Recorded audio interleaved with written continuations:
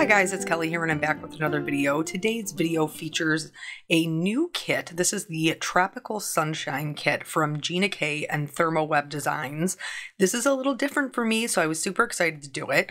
So this is all the things that you get. You get these dies, these wonderful salad image stamps, a pack of toner cards, a stencil, and then these gorgeous foils that totally scream tropical. And you guys know I'm ready for warmer weather.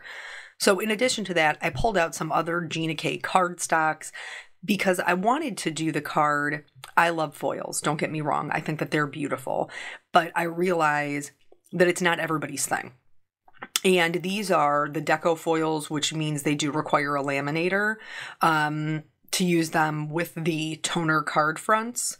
And I realize that's not for everybody, but maybe you still love the kit. So I'm actually going to do this first card with no foil, and then the second card with almost all foil, just to show you the versatility out of the items that they give you. So here I've gone ahead and done all of my die cutting, and now I'm just going to color these die cuts to add some shading to them to make them look interesting enough to carry my whole card. Basically is my game plan. So I've picked this, I think it's grass green from Gina K is what I cut it out of. And you'll notice that my lightest color, you can see it when I first put it down because of the moisture, but you can't see it after it dries. The reason for the lightest color in every single one of these combinations is merely to just blend my mid-tone. That is all I'm using it for. So here with the little hibiscus, these are so pretty. I am coloring them. I'm going in with my darkest portion because I already have a salad color. And really, if you wanted to, you could probably just do some shading with a little bit of a darker color like that RV09 and be good with it. But I can't help myself. I have to add all of the shading to all of the things. So with each one of the ruffles, I did a little triangle of color, and then out from the center, I did a flicking motion in sync with the, like, as if it was coming out from a circle. I rotated it so that all of the lines were radiating. That's the word I couldn't think of. Were radiating out from the center. And I'm going to do these all the same way. Remember that lightest color is not going to really even be seen on the cardstock after it dries. It's just to blend out the mid-tone. But all of these I did the same for the pieces that you see on the right, like the extra petals. This is like a detail layer that's included in the dies. And I am just adding the same kind of shading to those. The little ruffles, I'm adding the little triangles of color to kind of shade them and shape them. And then I'm also adding darker color at the base of the petals. If you find that your center isn't dark enough, you can always go back in with another layer of your darkest color to just darken that up and really bump up the dimension. So again, all of these are the same way. The reason that I'm showing you each individual one or a snippet of each individual one is simply so you can see the color combination and kind of how it comes together. But all of these, since it's exactly the same flower, all of them were colored exactly the same way, just with a different color combination. And these, again, these colors were inspired in the kit. The foils that you get are, hold on people, I'm gonna look. Sweet mango, grass green, that's why I picked that one, so yeah, that makes sense. And the pink is the passionate pink, and then the turquoise, is it turquoise blue or is it turquoise sea? Do we know? We don't know. It matches Gina's names. It's turquoise sea. It matches all the names of her cardstock. And so these are the, like, I just picked the same color cardstocks to go ahead and do that coloring. And then for the yellow, there is no yellow foil included, but I chose, I believe it's buttercup, to do the inside stamen. And then in order to build these, I'm using my Gina Connect glue, holding the smaller petals. I need to refill my bottle. Desperately need to refill my bottle. I need to refill a lot of things around here. I'm crafting a lot more nowadays.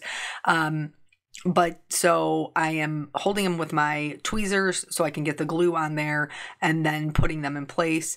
You could color these two different colors, or you could cut them from two different pieces of cardstock. You could do what I do in the next one is I do one piece of cardstock and the layering petals I did with foil. There's a ton of different ways that you could use these and get a different look from them. You could even do like a pink base and orange or yellow petals on top. That would be super pretty. There's just a lot of options, which you guys know I'm a big fan of. I'm totally a more bang for your buck kind of girl, and you get quite a bit in this kit. Now, I believe this kit is only being sold on the Thermoweb website, not at the Gina K store. So if you're interested in that, just so that way you know where you're going. For the stamen for the inside of the flower, I just tucked it behind the leaves, one or the other. Each one I adhered a little bit different so they didn't look like carbon copies of each other. But then I'm just adding a little bit of glue behind it, holding that in place for a second until it sets, and then moving on to do the next flower. For the background, this is Thermoweb multi-glue. If you guys watch my channel, then you have seen this before. It's a repositionable adhesive. You can also use like a pixie spray. Elmer's Glue has a repositionable spray. This one I use, and it makes sense for me because you can use it as a regular adhesive if you put it down while it's wet, or you can use it as a repositionable adhesive, so I don't need to have two products. So I put this on the back of my stencil to make sure everything was staying exactly where I wanted it to. And now, so this like sunset, I turned on its side for a little bit of a different look. I think that the sunset is beautiful. But here I just had to, I'm using Gina K's amalgam ink, but it took me a second to kind of build it up. I did have to re-ink it in between. Like I told you, a lot of things need to be refilled around here. So I went through until I was happy with the solid black that it was on the background. And again, I think that something like this is something that's really easy to overlook for having any sort of different use. But just by turning the stencil, you can get a totally different look. And I love geometrics with florals. I wanted to heat emboss on top of this, so that is why I'm drying it down. Also, I needed to be able to go in with my adhesive eraser to get rid of any bits of the glue, and I needed the ink to be completely dry before I did that so I didn't accidentally smear it all around.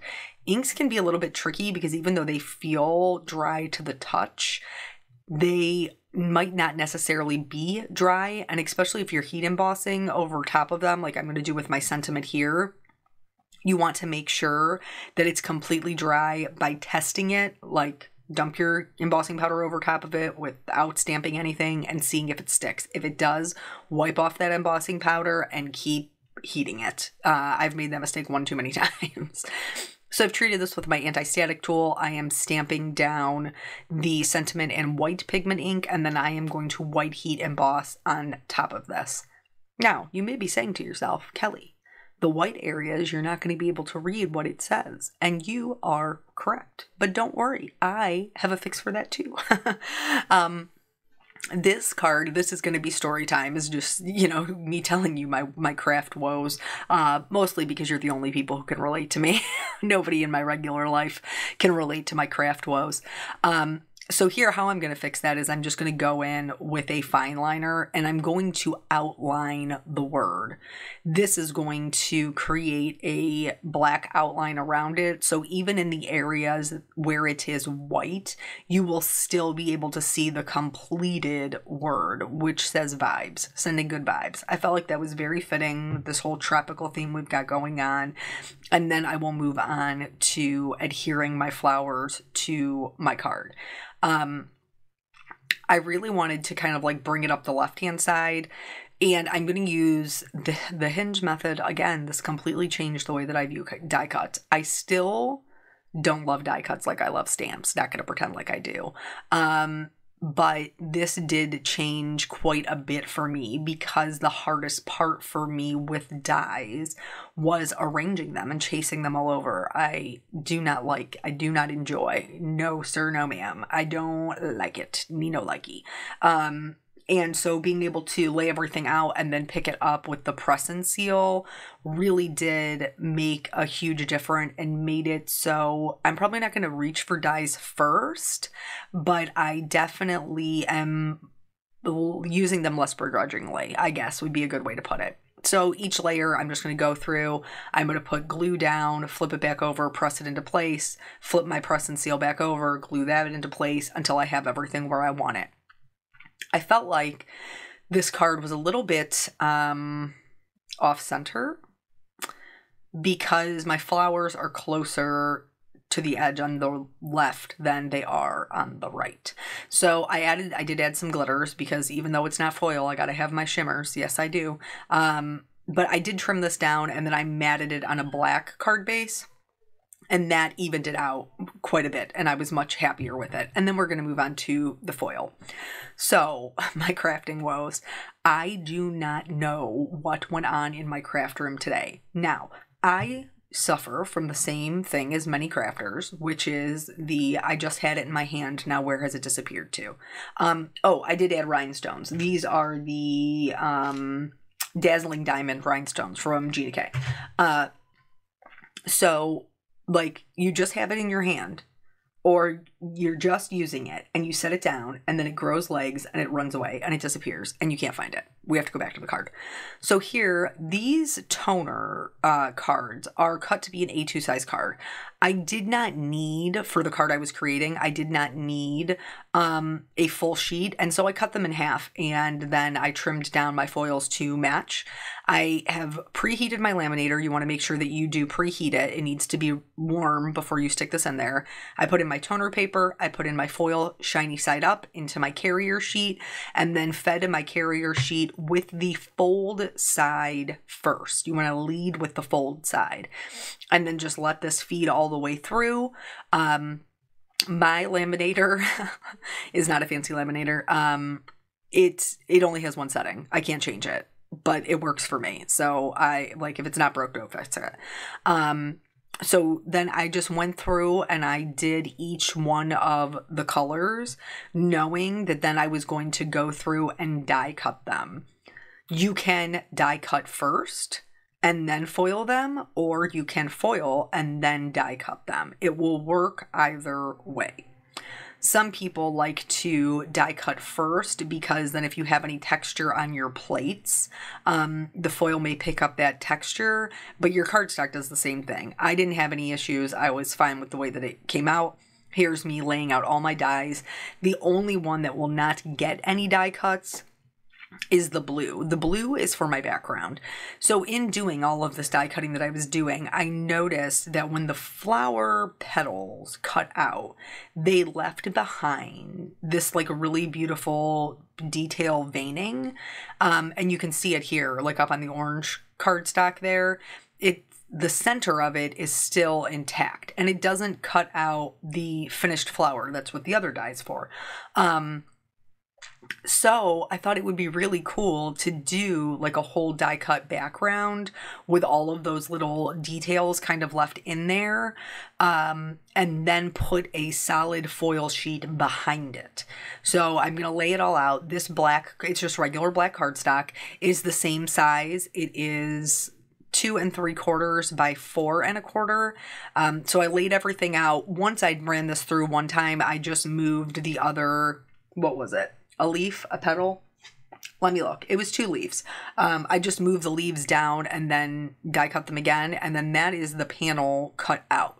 So it's like a different look, but still using the die cuts. And then everything else went into my little cups. I also die cut the shadow for Sunshine out of black. And then we're going to start building this up. So anywho, I lost so many dies while I was making this card, you guys.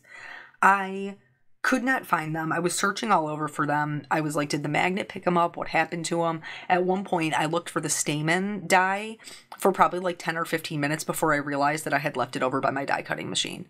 What in the world? So I was just like, everything that frustrates me about die cutting happened today. Like, I was chasing them around, they were moving, I wasn't liking the way that they were looking, it was finicky, but I will say at the end of the day, the foils are very cool. Like, I'm not going to pretend like they're not. It's incredibly difficult to photograph a foil with the actual way that it looks, because the light doesn't, you know, like my light for my window doesn't necessarily catch the shine. So normally at the end of my videos, I just put like one picture of however many cards we made. But today I'm actually going to put two pictures, and one of them is going to be the kind of like taken at an angle picture of the foil, so that you can see, because even here now, like, it just looks flat, but it is the furthest thing in the world from flat. Like, it's so sparkly and shiny and beautiful, but that's not how it looks, and it's not how it looks in my photos neither. Like, you have to pick it up and tilt it into the light for its beauty to really show, so it just makes it challenging to photograph it. But yeah, we're having an issue with our washer. That's a whole nother story. And so they came out to do that today, which cut into my time. Yesterday, I took a little time away from my day to get a pedicure. So that's kind of cut into my week. Tomorrow I have an appointment, and I have 2 or 3 other cards that are due.